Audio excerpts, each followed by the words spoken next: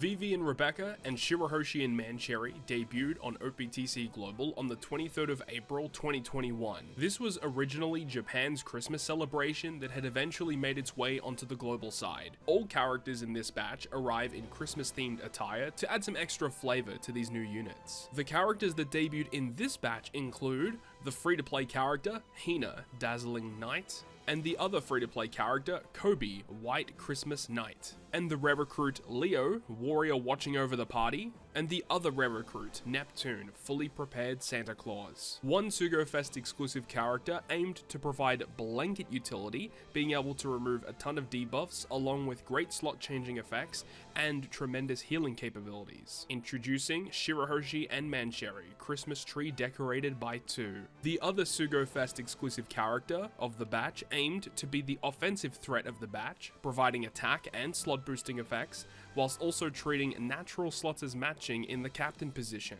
Introducing Vivi and Rebecca, Joyous White Christmas. In this series, we'll be traveling back in time to experience some of the older Sugo-Fest exclusive characters in their prime, aiming to show just what it was like to use these characters on their debut.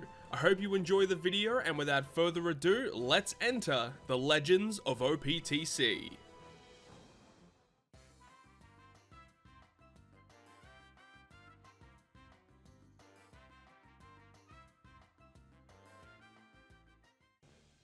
So thank you very much for checking out yet another episode of the Legends of OPTC, and for this batch we're having a look at a brand new Vivi and Rebecca dual unit batch alongside Shirahoshi and Mancherry. Now I remember exactly what happened when they revealed this for the first time. So obviously this appeared on Japan first. I remember I was playing Call of Duty with my friends at the time. I don't remember which one it was at the time, but I was playing with my friends and I saw on my computer there was a new data download on Japan, and it was another Vivi, Rebecca, Shirahoshi, Mancherry batch, and me and my friends who all played OPTC at the time, we lost it. We couldn't believe that they actually decided to do another batch of dual units with the same characters as like the same theme, which was just ridiculous, right? So there's that. A lot of people were kind of pissed off at the time, the fact that they did it, that they actually did this again. I mean, it probably would have been a little bit of a safer call if they just switched some of the characters around. So maybe it was like Vivi and Shirahoshi and then Rebecca and Mancherry. I think that would have been a little bit cooler, just to spice it up a little bit. But no, they just did the same two dual units, which is crazy. We're going to cover both of them in this video today, because I just think it's a little bit better to combine them together for this particular batch. So let's have a look at some of the characters. So we have the two new legends, we also have two rare recruits, and for this celebration we actually got two free-to-play characters for this event, and these two characters just synergize perfectly with the two Sugo-Fest exclusives. So my plan for this video today is to actually use both of these free-to-play characters because they specifically help you counter one of the enemies that we're going to be going up against today. So let's have a look at Hina. So all of them are going to be Christmas time themed. This artwork goes crazy, by the way. It looks so good. So Hina here is a quick cerebral striker.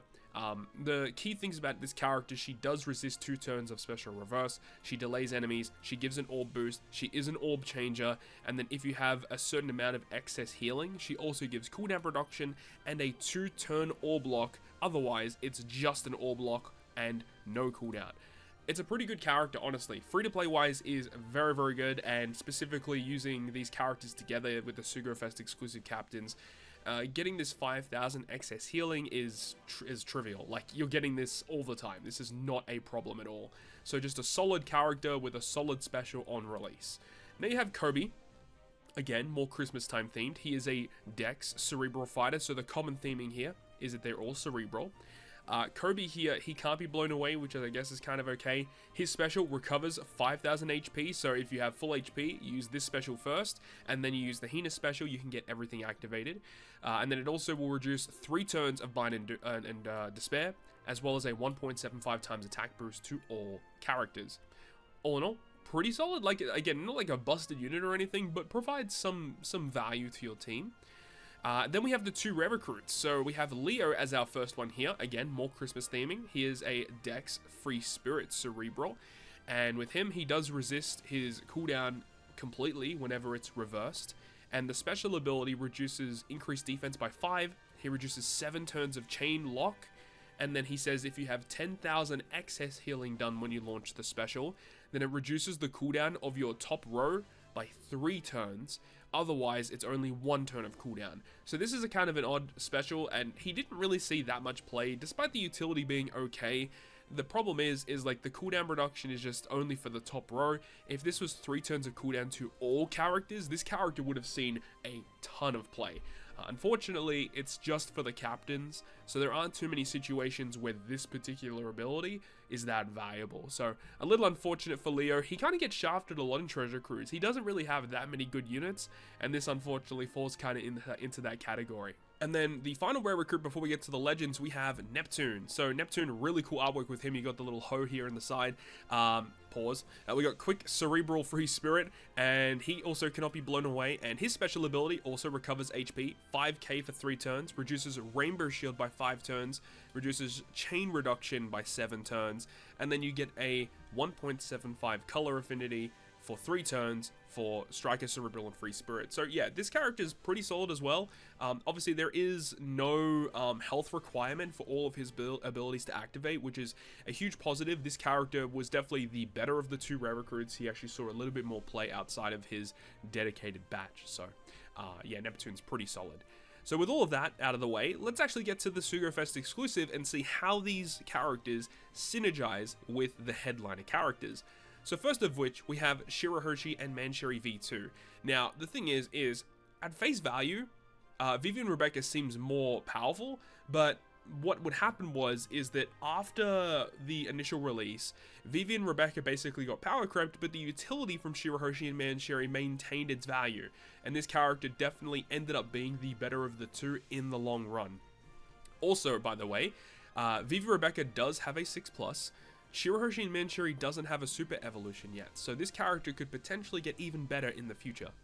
So Shirahoshi and Mancherry, you've got Striker Cerebral all along. Shirahoshi is quick, Mancherry is a Psy character. Now, very similar to the first version of Shirahoshi and Mancherry, this character is not like a great captain. You get a 3.5 to 4.5 times attack boost to Striker Cerebral depending on your HP. You get a health boost, you recover at the end of the turn depending on your tap timing. So the better your tap timing, the less health recovery that you get. So if you want to heal up a lot of HP, you want to continuously hit goods to recover 2 times this character's recovery. And this character has absurd amounts of recovery at level 150. You can see like nearly 1,000, and then if you add like cotton candies onto that, so it definitely exceeds 1,000. If I mean, it already exceeds 1,000. That's without candy. So the max capacity is going to be, you know, like 1,200 recovery, which is just absurd for a character. It's just crazy, right? So captain ability, like not a lot of value there. As for the switch ability, remember, it is a dual unit. It allows you to get 1 turn of overhealing. So this is a really cool buff because if you're at full HP, you activate the switch effect and you can overheal for 1 turn. So if you activate a healing special, you can just heal a bunch of HP immediately. It also reduces slot bind, special bind, and despair all by 1 turn for the whole team, which is fantastic, and also heals 1,500 recovery. So the fact is if you're at full HP, this activates first to overheal, and then you just get 1,500 overheal straight away. Now, so utility-wise is just a great switch ability, and then the special ability removes paralysis, poison, recovery down, and blindness completely. It removes 7 turns of burn and despair, and then also changes all slots into rainbow. Now, do note that it doesn't change block slots, so it means you need to have a way to get around block slots first, and then you can activate this special. It would also give a 1.2, this is chain addition for 1 turn, and recovers 50 times their recovery in HP, and then becomes the dual unit for 3 turns. So the obvious thing to do is you activate the switch effect first to get overhealing. You can activate then the special, which you get 50 times their recovery for overhealing. So yeah, this special immediately puts you like over the cap of your max HP. Great utility, orb change, and also a pretty solid chain boost that would give you a bit of extra damage. So yeah, this character definitely saw a ton of play moving forward.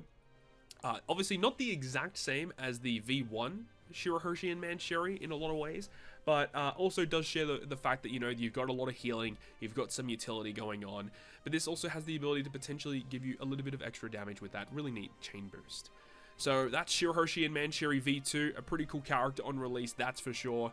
Not a lot of people were like that excited because again, it's a V2 Shirahoshi and Mancherry, but once people saw the value of the utility, people really wanted to own this character. And then finally, we get to the secondary and final Sugo-Fest exclusive character being Vivi and Rebecca. So Vivi and Rebecca are, of course, once again, Christmas theme, and we have, again, Cerebral Striker all across the board. We've got Vivi being quick, and then Vivi is quick, Rebecca is Dex, is what I meant to say. Then, captain ability-wise for this character, they give a 4x boost to Striker and Cerebral, which, when this character released, like 4 times is like definitely on like the bottom end of damage because characters were releasing nowadays with like a 5x captain. So the value wasn't really there damage-wise. However, they do make up for it slightly because they also give you an HP boost, and then they give a color affinity boost by 1.3. So they have an inherent color affinity boost in their captain. However, you got to remember that this effect works in both positive and negative ways. So if we pull up the calculator real quick, let's say you have a strength character, or let's say for the example of this, you'll have like Vivi, who is quick, right? Let's say you have your quick Vivi getting a 4x attack boost. If you attack a strength enemy, that gets a further 1.3, so it technically becomes a 5.2 captain in their dual form.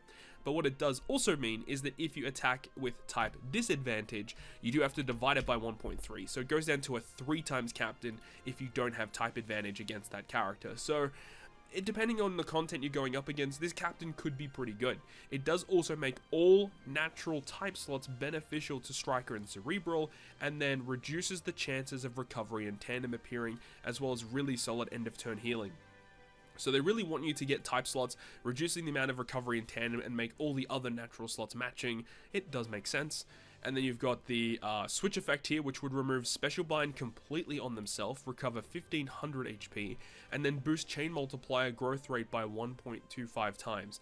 So this is Chain Multiplicative buff, which would stack really well with Shirahoshi and Mancherry, as we know, because it's a 1.2 chain addition, and then this is your Chain Multiplicative. Then you move on to the special here. So the special would remove Bind and Special Bind duration by 6 turns, pretty solid utility. And then Striker and Cerebral get 2x attack for 1 turn, and 2x all boost for 1 turn, and then become Vivi Rebecca for 3 turns. So, like, you've got Shirahoshi and Mancherry being more the defensive utility side of things, and then you've got Vivi and Rebecca, which are more focused on offense, which is kind of a little bit different from the first batch of Vivi Rebecca, where both of them were kind of based on utility. Not really a lot of offense with that batch, but at least this time around we have a more offensive character and then a more defensive focused character. However, as we mentioned a little earlier, this character really didn't see a lot of play after their initial release wave.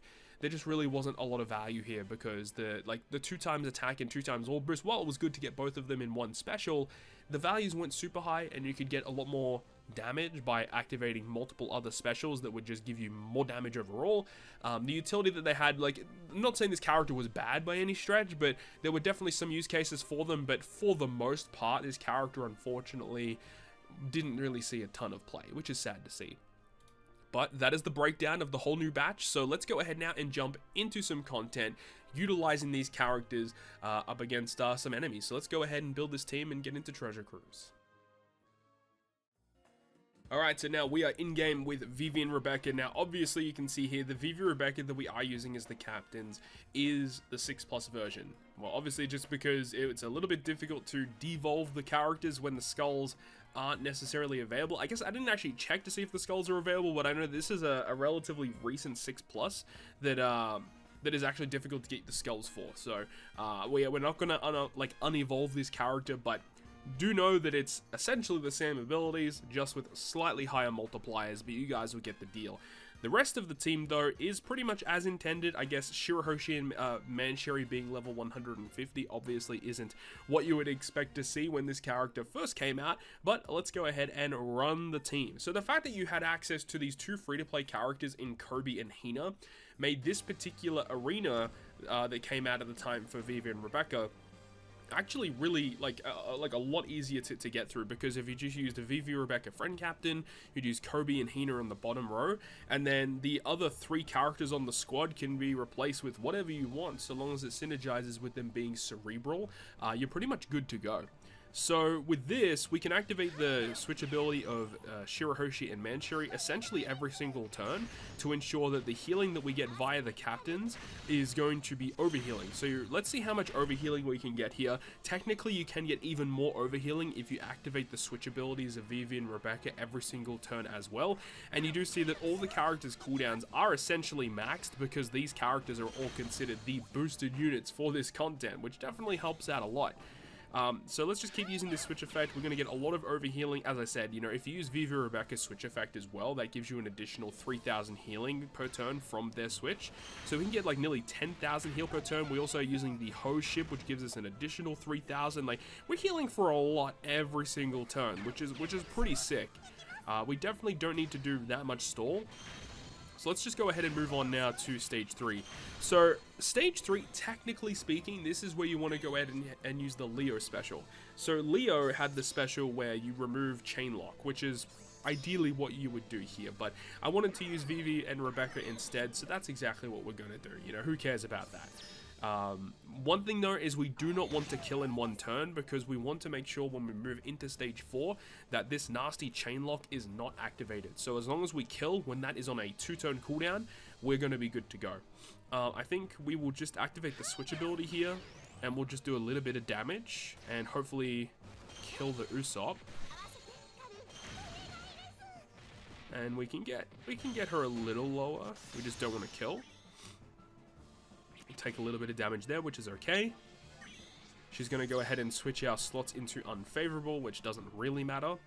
And now, before we move on, because of the way that this content works, you can see that here we're inflicted with a special use limit, meaning for the rest of this content, we have to only use maximum of 2 specials per turn, which can get a little dicey when you get towards the end of the content and you got to deal with a bunch of debuffs on stage 5. So this is where we're going to go ahead and use the switch ability of Shirahoshi and Manchuri, and we're going to go ahead and use the special, because we just don't really need to use it anywhere else, so this is why we're using it here. So this special ability here, of course, is going to give us a ton of healing. It does remove a bunch of debuffs, which are not really present at this point in time, but we do have the ability to generate a bunch of those rainbow slots for us, which is great. It also gives a chain boost, which does not really activate because of the ability of the chain lock that we're inflicted with the preemptive attack on stage 3, which does kind of suck. The chain boost does last for 3 turns, though, so we will get it for the next stage. And with this, we are just going to kill. There we go. So we're going to maintain those rainbow slots, which is pretty nice. Now, stage 4, we have Zoroark. So this is why the Kobe and Hina on the bottom row is relatively important. Now, normally on this stage, you'll get a full board of block slots, but because of the fact that we have all those rainbow slots, it doesn't matter. But this is where Hina actually comes in pretty clutch. So she resists the cooldown special reverse stuff. You can use her special ability, which delays the enemy, which is the delay even going to work? Delay doesn't matter. But it changes the slots. It gives you an orb boost as well. So and it also gives you an orb lock. So the slots that we have here are going to be maintained for the rest of the content, which is great. And then we do have the Kobe special.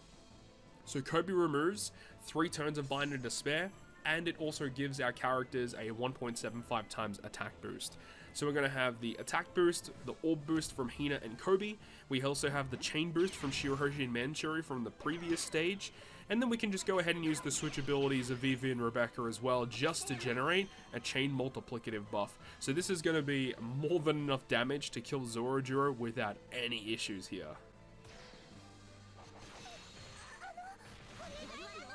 Easy, easy, no problems. And then we get to the last stage, which is going to be Frenosuke. So Frenosuke is a bit of an interesting guy, because he binds your crewmates. So because of the fact that you only get 2 specials per turn, it really means you have to build your team in a very specific way to get through this, because your crewmates being binded for 5 turns means if you have a bind removal support, that is useful. But remember, on stage 4, we had to deal with bind there as well. So any support that would say, when you're inflicted with bind, remove it, on stage 4, it would trigger it preemptively. So you don't get to keep it for stage 5. And at this point in time during this content release, there wasn't, at least to my knowledge, I don't remember there being a support that triggered remove bind on the final stage. So it was actually relatively tricky because it meant that you had to use either Vivi Rebecca as one of your captains, either your captain or your friend captain, or you had a captain that would resist bind, but there weren't too many of those when this batch came out. So yeah, this content was a little tricky when it came out, if you weren't using some of these new characters, of course. So at this point, we do want to make sure we have the Dex characters, so let's switch over to Rebecca. So we have both characters set as Rebecca. We'll activate one of the specials, which is going to give us the attack boost, the orb boost, and it does remove 6 turns of bind and special bind, so they're perfect for this content, removing the gimmicks here. Cute little special animation here. Of course, this is the 6+ special animation, but still pretty much the same thing here. We get the attack boost, we get the orb boost, and then there is still 5 turns of Rainbow Shield damage reduction, which is where Neptune comes into play. So this Rare Recruit Neptune, of course, is going to remove that, and he also gives us a 1.75 times color affinity boost to our Striker and Cerebral characters.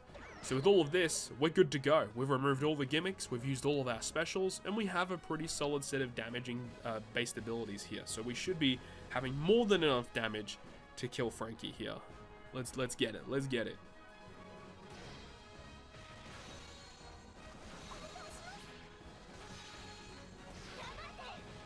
There we go. Had to make sure we finish with Vivi and Rebecca there. Alright, so there you go. That's the Vivi, Rebecca, Shirahoshi, and Manchuri batch. An interesting set of characters that directly countered this specific piece of content. And you had, Shirahoshi and Manchuri with interesting utility that would see a bunch of play moving forward. And then, if you opted to run a Striker Cerebral focused team and you needed utility plus damage in one special, then, Vivi and Rebecca could also provide that.